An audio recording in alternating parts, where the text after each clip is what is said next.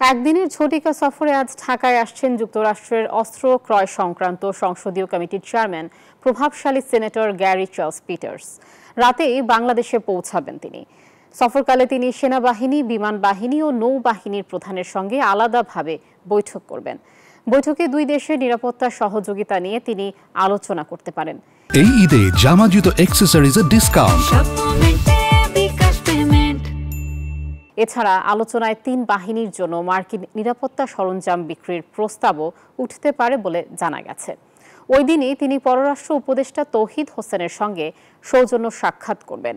Gary Charles Peter's যুক্তরাষ্ট্রের Democratic পার্টির senator হলেও দেশটির গুরুত্বপূর্ণ দায়িত্বে রয়েছেন।